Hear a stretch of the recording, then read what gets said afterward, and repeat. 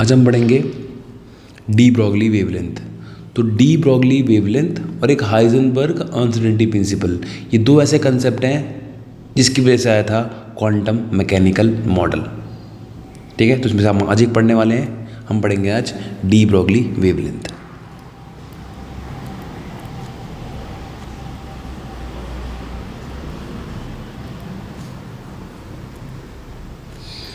तो D Broglie wavelength का हम करते हैं एक फॉर्मूला ड्राइव।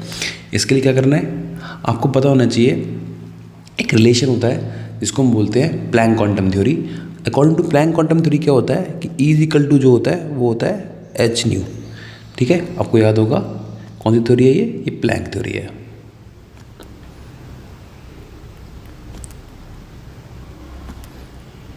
Planck theory. और एक आपने पढ़ा हुआ है E इक्वल टू क्या होता है mc स्क्वायर होता है। ये कौन सी इक्वेशन है, ये आइंस्टीन मास इक्वेशन है।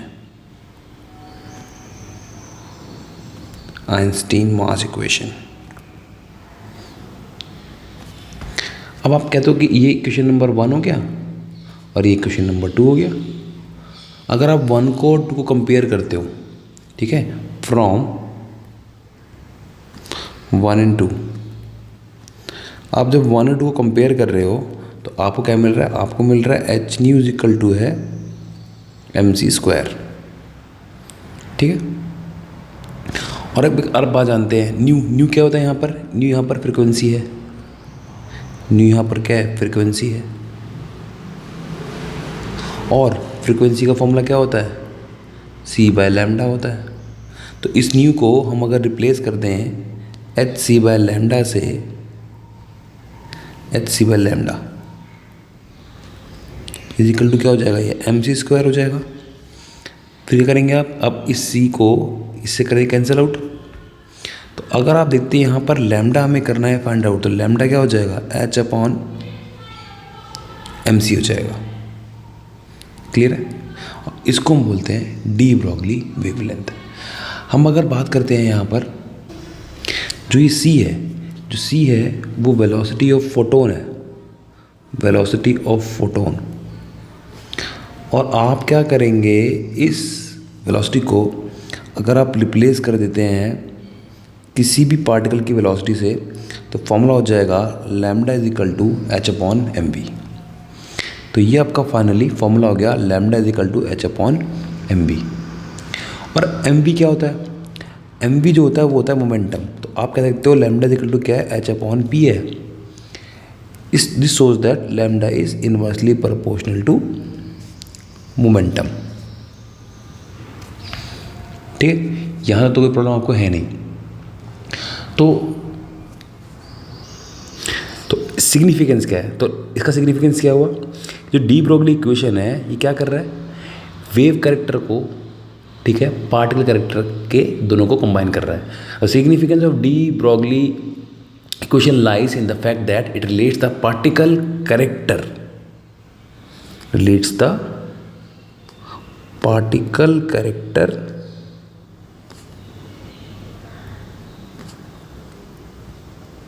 with the wave character, मतलब डुअल नेचर के बारे में बता रहा है, with the wave character of particle, wave character of particle, और कह सकते हो आप मैटर। ठीक है, तो डुअल नेचर को एक्सप्लेन कर रहा है, वो क्या है, वो डी ब्रॉगली वेवलेंथ है। अच्छा, डी ब्रॉगली वेवलेंथ का एक पॉइंट आपको और ध्यान रखना है, डी ब्रॉगली वेवलेंथ जो है ये एप्लीकेबल तो सारे मटेरियल पर होता है, लेकिन सिग्निफिकेंट है ओनली फॉर माइक्रोस्कोपिक पार्टिकल। तो इस पॉइंट को भी हम यहाँ पर नोट कर देते हैं। इसको हम एक पॉइंट को नोट लिख लेते हैं। नोट क्या नोट है कि de Broglie equation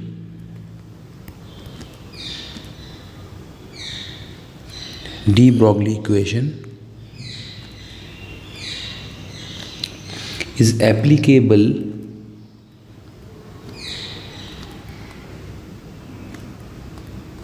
to all materials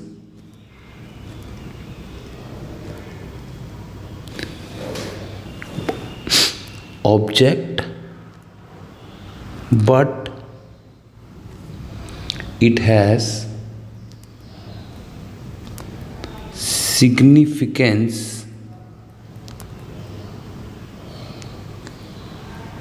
only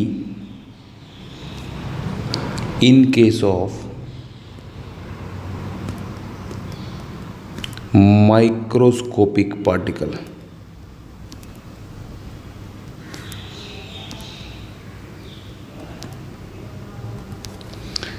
ये आपको बात ध्यान में रखनी है। अब हम समझते हैं कि डी ब्रॉगली वेवलेंथ में और काइनेटिक एनर्जी में क्या रिलेशन है। ठीक है, relation between D Broglie wavelength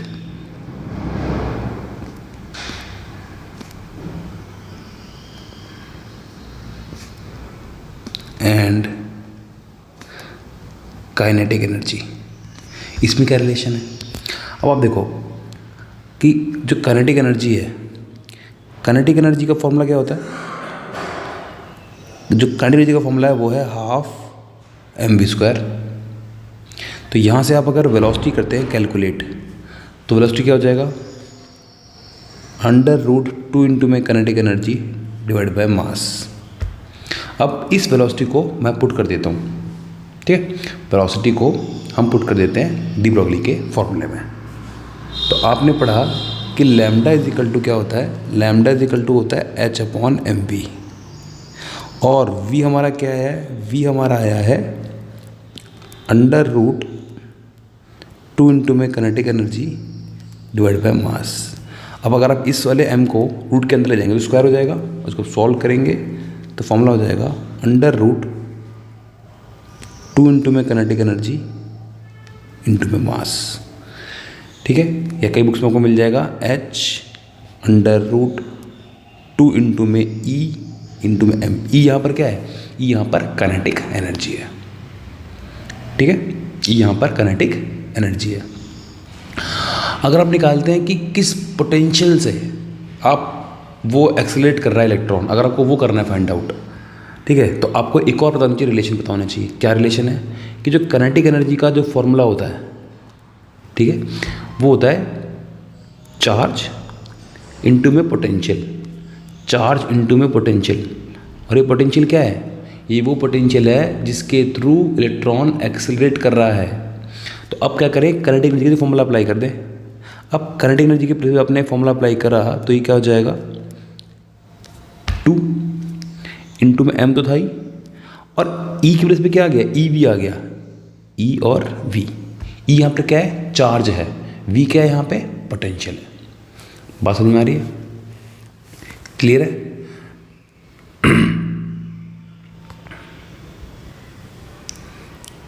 clear है, मैं यहाँ पे लिख भी देता हूँ आपके लिए, energy required,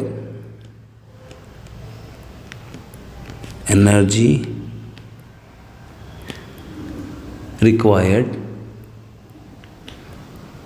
by the electron to accelerate, by the electron to accelerate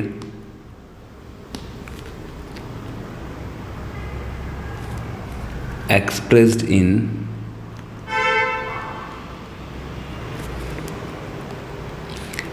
electron volt, क्या बोलते हैं उसको हम, EV। क्लियर है। अब यहाँ पर एक आप बात समझो, अगर मैं यहाँ पर इलेक्ट्रॉन की बात कर रहा हूँ तो जो ये मास है, ये मास फिक्स हो गया, इलेक्ट्रॉन का चार्ज भी फिक्स हो गया। ठीक है, तो मैं यहाँ पे कह सकता हूँ, अब इस फॉर्मूले में आप देखो, इलेक्ट्रॉन का जो चार्ज है वो भी फिक्स है, इलेक्ट्रॉन का जो मास है वो भी फिक्स है, और H की जो वैल्यू है वो भी क्या है, हमारे पास फिक्स है। अगर हम इन सबकी वैल्यू रखते हैं, जैसे कि H की वैल्यू आपको पता है कितनी होती है, 6.626 10⁻⁻34। ठीक है, आप मास ऑफ इलेक्ट्रॉन मेरे को पता है कितना होता है, 9.11 10⁻⁻31 kg। और यहाँ पर जो इलेक्ट्रॉन है, उसका जो चार्ज है वो भी पता कितना होता है, 1.602 इंटू 10⁻⁻19 कूलम होता है। अब इन सबकी वैल्यू में पता है, इन सबकी वैल्यू अगर हम पुट कर दें तो हमें यहाँ से एक फॉर्मूला मिल जाता है, क्या फॉर्मूला मिल जाता है कि ये लैम्डा अगर मुझे निकालना है यहाँ पर, तो लैम्डा जो हो जाएगा उसका फॉर्मूला हो जाएगा, ये आपको डायरेक्ट हेल्प करेगा अगर जेईई क्वेश्चन आते हैं तो। लैम्डा का फॉर्मूला हो जाएगा 1.226 डिवाइड बाय अंडर रूट, ये वी क्या है, वो पोटेंशियल है, वी क्या है, पोटेंशियल है जिसके थ्रू इलेक्ट्रॉन मूव कर रहा था। और ये आपको जो आंसर आएगा वो आएगा नैनोमीटर में। ये आपको आंसर निकालना है अगर पिकोमीटर में, तो लैम्डा हो जाएगा आपका 1226 divide by under root, v क्या है, वो पोटेंशियल है जिसके थ्रू इलेक्ट्रॉन मूव कर रहा है। तो ये आपका आंसर आ जाएगा पिकोमीटर में। इस पर आपको क्वेश्चन मिलेंगे जेईई मेंस में। ठीक है, सिंपल आप कह सकते हो। एक और फॉर्मूला अगर मैं ड्राइव करता हूँ यहाँ से, वैसे हम ये कर चुके हैं। इंपॉर्टेंट ये फॉर्मूला आपके लिए बहुत इंपॉर्टेंट है, ये आपको लर्न रखना है। और इस पर मैंने एक जेईई का क्वेश्चन भी आपको एक शॉर्ट्स इसका करवाया था। चलिए तो हम एक क्वेश्चन देख लेते हैं। When would the de Broglie wavelength of a moving electron becomes equal to that of moving proton. ऐसा कब होगा, किस केस में, जब डी ब्रॉगली वेवलेंथ इलेक्ट्रॉन का और प्रोटॉन का दोनों का इक्वल हो जाएगा। मतलब आपको बताना है कि दोनों की वेलोसिटी में क्या रिलेशन होगा। तो अगर आप बात करें, हम लैम्डा की बात करते हैं, डी ब्रॉगली वेवलेंथ का हमने फॉर्मूला पढ़ा था कि H अपॉन में होता है mv। तो मैं कह सकता हूँ अगर हम इलेक्ट्रॉन की बात कर रहे हैं तो ये हो जाएगा मास ऑफ इलेक्ट्रॉन इंटू में हो जाएगा वेलोसिटी ऑफ इलेक्ट्रॉन। और अगर हम कहते हैं प्रोटॉन की बात करते हैं तो लैम्डा ऑफ इलेक्ट्रॉन, ये लैम्डा ऑफ प्रोटॉन हो गया, तो हो जाएगा H upon mass of proton into में वेलोसिटी ऑफ प्रोटॉन। उसने क्या बोला है, किस केस में दोनों इक्वल होंगे। अब आप देखो कि H तो दोनों में कांस्टेंट है, तो अगर दोनों को इक्वल करना है, अगर आपको lambda of electron is equal to lambda of proton करना है, इसका मतलब क्या होगा, इसका मतलब होगा कि H अपॉन में mass of electron to velocity of electron is equal to हो जाएगा H अपॉन में मास ऑफ प्रोटॉन इंटू में वेलोसिटी ऑफ प्रोटॉन। और H और H क्या कर जाएंगे, आप कैंसिल आउट कर देंगे, तो क्या हो जाएगा, ये हो जाएगा mass of proton into velocity of proton is equal to mass of electron into velocity of electron. तो यहाँ से एक बात और कह सकते हो कि आप कह सकते हो कि velocity of electron divide by velocity of proton is equal to क्या हो जाएगा, mass of proton divide by mass of electron. और मास ऑफ प्रोटॉन कुछ मेरे को गिवन था 1.6725 into 10⁻⁻27 divide by mass of electron, आपने क्वेश्चन में गिवन है 9.1095 इंटू 10⁻31। इसको आप सॉल्व करते हैं तो ये वैल्यू नियरली जो आती है वो आती है 1836। तो आप कह सकते हैं यहाँ पर कि जो वेलोसिटी ऑफ इलेक्ट्रॉन है वो इक्वल टू है 1836 times of velocity of proton.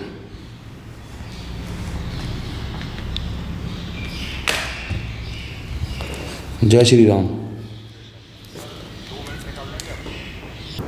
तो चलिए एक क्वेश्चन और देखते हैं। एम्स में क्वेश्चन आया था 2014 में, the de Broglie wavelength of a particle of mass m is 100 times of its velocity. अगर लैम्डा जो है वो 100 टाइम्स है वेलोसिटी के, लैम्डा जो है वो 100 टाइम्स है वेलोसिटी के, तो वेलोसिटी क्या हो जाएगा, लैम्डा बाय 100। तो उसने पूछा है क्या वैल्यू होगी लैम्डा की। तो लैम्डा क्या है, आपने पढ़ा था लैम्डा इक्वल टू क्या होता है, H अपॉन mv होता है। अब lambda equal to H upon mv है, तो v क्या है, v आपका आ रहा है H अपॉन m, v क्या है 100, v क्यों क्या है लैम्डा बाय 100, लैम्डा बाय 100। इसको आप सॉल्व करते हैं तो ये हो जाएगा lambda square is equal to 100 H by m। इसको सॉल्व करते हैं तो लैम्डा आपका जो बन जाएगा, मैं यहाँ पर कर देता हूँ, लैम्डा जो आपका बनेगा, लैम्डा आपका हो जाएगा under root 100 H by m, मतलब कि 10 under root H by m, जो कि हमारा आ रहा है ऑप्शन बी। चलिए एक क्वेश्चन और देखते हैं। A stream of electrons from a heated filament was passed between two charge plates kept at a potential difference of v। v आपका पोटेंशियल डिफरेंस है। If E and M are charge and mass of the electron respectively then the value of h by lambda. आपको बताना है h by lambda का value क्या होगा। तो h आपको पता है कि लैम्डा इज इक्वल टू क्या होता है, h बाय एम वी होता है। लैम्डा इक्वल टू क्या, h अपॉन एम वी है। तो यहाँ से आप मुझे बताओ h बाय लैम्डा क्या हो जाएगा, h बाय लैम्डा हो जाएगा एम वी हो जाएगा। और हमने पीछे एक फॉर्मूला करा था, अगर आपको याद आ रहा हो, कि वेलोसिटी जो होती है वो क्या होता है, वेलोसिटी। या आपको डायरेक्ट याद आ रहा होगा कि हमने एक फॉर्मूला किया था, लैम्डा इज इक्वल टू होता है h अपॉन में 2 इंटू में काइनेटिक एनर्जी इंटू में मास। और हमने एक फॉर्मूला और भी किया था कि अगर मैं काइनेटिक एनर्जी को रिप्लेस करता हूँ चार्ज से, चार्ज यहाँ पे क्या है, चार्ज यहाँ पर E है और उसका पोटेंशियल डिफरेंस कितना है, V है, इंटू में क्या हो गया, M हो गया। तो हमने फॉर्मूला किया था डायरेक्ट। अब यहाँ से आप देखो, अगर हम यहाँ से h बाय लैम्डा करते हैं कैलकुलेट, यहाँ से अगर हम h बाय लैम्डा करते हैं कैलकुलेट, तो क्या हो जाएगा, ये हो जाएगा 2 इंटू में E VM। मतलब कि आपको जो ऑप्शन आएगा वो आएगा ऑप्शन डी।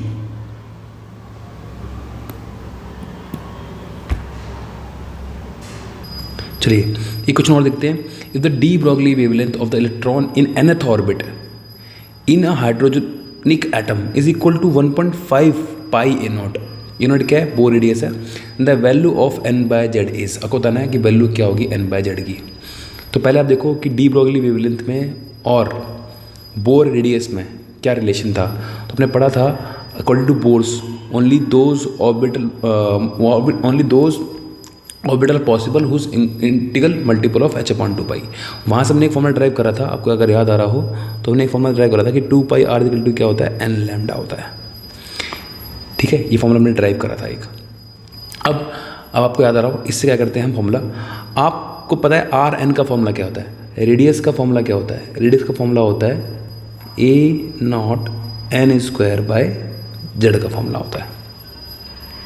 क्लियर है। अब बात हो रही है हाइड्रोजन की, तो हाइड्रोजन की जेड की वैल्यू तो 1 हो गई। मुझे निकालना है nth ऑर्बिट में, ठीक है, तो n की वैल्यू पे नहीं रखो आप। अब आप क्या करो, 2 पाई r, तो आप क्या करो 2 पाई और r की वैल्यू क्या होती है, r की वैल्यू होती है a naught n square by Z. तो आप इसको रखो a naught n square, Z तो आपका 1 ही हो गया। और यहाँ पर आ जाओ आप, n लैम्डा क्या दे रखा है आपको, आपको दे रखा है 1.5 पाई ए नॉट दे रखा है। ठीक है, अच्छा एन बाई जेड निकालना है तो मुझे जेड यहाँ रखना पड़ेगा, सॉरी जेड यहाँ रखना पड़ेगा, क्योंकि एन बाई जेड तो मुझे निकालना है। ऐसी वैल्यू आ गई। अब आप देखो यहाँ पे क्या क्या कैंसिल आउट होता है मेरा ये बनता है एन बाय जेड, ये वाला एन से एन कर दोगे आप कैंसिल आउट, ए नोट से नोट क्या हो जाएगा, कैंसिल आउट, पाई से पाई क्या हो जाएगा, कैंसिल आउट। तो आपका एन बाई जेड क्या हो गया, एन बाई जेड आपका हो जाता है, एन बाई जेड आपका हो जाता है 1.5 डिवाइड बाई 2। इसका मतलब क्या हुआ, 0.75 हो गया आपका एन बाई जेड, जो कि मेरा ऑप्शन आता है, ऑप्शन बी आता है मेरा आंसर। अगर आपको लगता है कि ये फॉर्मूला ये कैसे आया फॉर्मूला, ये फॉर्मूला मैंने ड्राइव करा था, अगर लगता है फिर ड्राइव करा तो मैं फिर से ड्राइव भी कर सकता हूँ। आपने पढ़ा only those orbit are possible whose angular momentum is integral multiple of h upon 2 pi, ये पढ़ा था आपने, ये बोर के आपके पोस्टुलेट्स थे। तो अब क्या करो, ये 2 पाई आर को इधर भेज दो, तो 2 pi r is equal to क्या हो जाएगा, n h upon m v हो जाएगा, और आपका क्या हो गया अब कि 2 पाई आर इक्वल टू क्या हो गया, एन लैम्डा हो गया। ठीक है, तो सिंपल सा था क्वेश्चन, कुछ खास था नहीं। चलिए ऐसे ही एक और क्वेश्चन देखते हैं हम लोग। The de Broglie wavelength of an electron in the 4th Bohr orbit से क्वेश्चन आ रहा है, 4th बोर ऑर्बिट। तो आपने फॉर्मूला क्या किया था, अभी आपने फॉर्मूला किया था कि 2 pi r is equal to क्या होता है, एन लैम्डा होता है, और आर क्या होता है, आर आपका होता है a naught n square by Z is equal to क्या हो गया, एन लैम्डा हो गया। अब नंबर ऑफ वेव किसी भी ऑर्बिट में क्या होंगे, number of waves in the orbit किसी को होते हैं नंबर ऑफ द ऑर्बिट, और नंबर ऑफ द ऑर्बिट क्या है यहाँ पे 4 है। और हाइड्रोजन की बात हो रही है, हाइड्रोजन के लिए जेड की वैल्यू क्या होगी, 1 होगी। ठीक है, तो जेड की वैल्यू 1 अगर रखते हैं हम, तो आपको सॉल्व कर लो आप इसको आप, तो ये आपका बन जाएगा 2 पाई ए नॉट, एन की वैल्यू कितनी हो गई, 4 हो गई, या क्या करो अब एक एन से यहाँ कैंसिल आउट कर दो इसको, तो ये आपका हो जाएगा एन की वैल्यू 4 हो गई, जेड की वैल्यू 1 हो गई, इज इक्वल टू आपका हो गया लैम्डा, तो लैम्डा आपका हो जाएगा 8 पाई ए नॉट। तो आपका जो ऑप्शन आएगा वो आ जाएगा ऑप्शन सी। जो ये क्वेश्चन है, ये क्वेश्चन भी आपका जेई मेंस में आया था, और जेई मेंस 2022 में 2020 में आया था ये क्वेश्चन।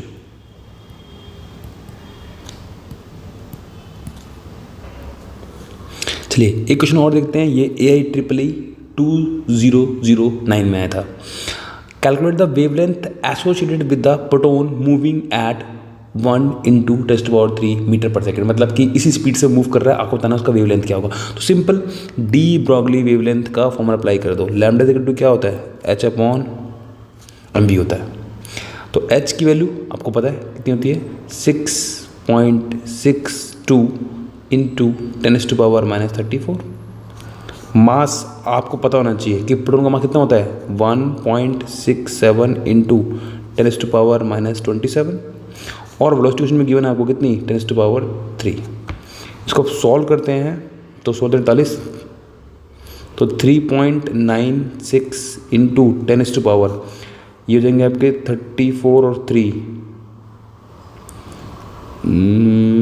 34 में से 37 हो गए, 37 - 27,